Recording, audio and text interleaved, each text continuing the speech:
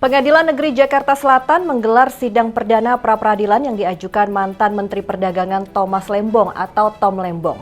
Sidang ini tidak dihadiri oleh Tom Lembong ya, kawan inilah, tapi melalui tim kuasa hukum mantan Menteri Perdagangan itu, Tom Lembong meminta kejaksaan memeriksa 5 mantan Menteri Perdagangan yang menjabat sebelum dan sesudah masa jabatan Tom Lembong.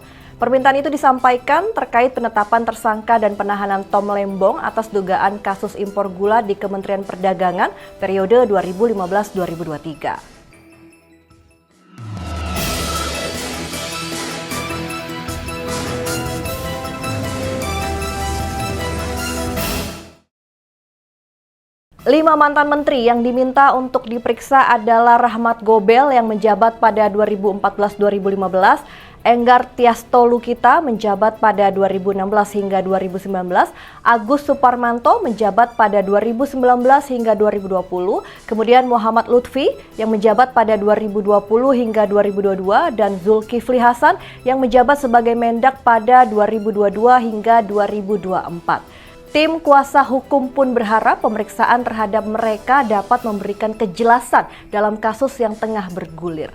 Keyakinan tim kuasa hukum terhadap kliennya juga diperkuat dengan pernyataan jika selama kliennya menjabat sebagai Menteri Perdagangan, Tom Lembong tidak pernah ditegur Presiden.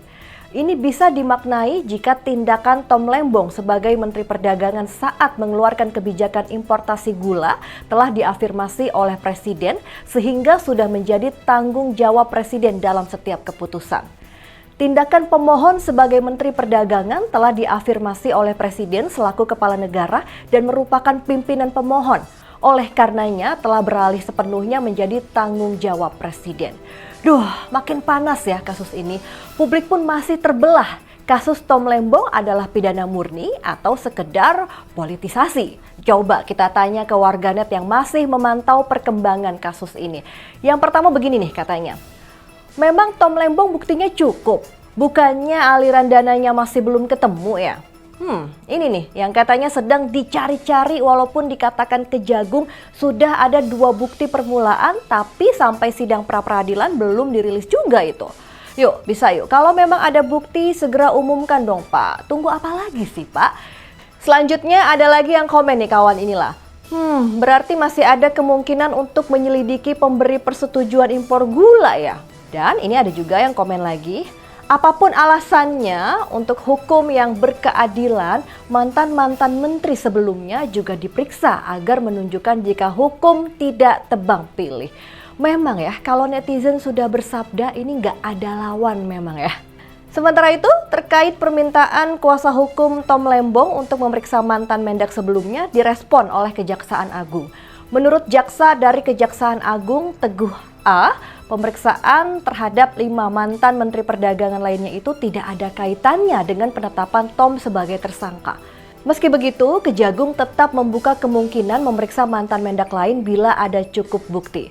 Tapi pemeriksaan tersebut akan dilakukan dalam berkas perkara yang berbeda dan tidak berkaitan dengan kasus Tom Lembong. Sementara itu, pengamat politik Universitas Terbuka Insan Praditya Anugrah menyatakan banyak spekulasi penahanan Tom berkaitan dengan penjegalan Anies Baswedan di Pilpres 2029 mendatang.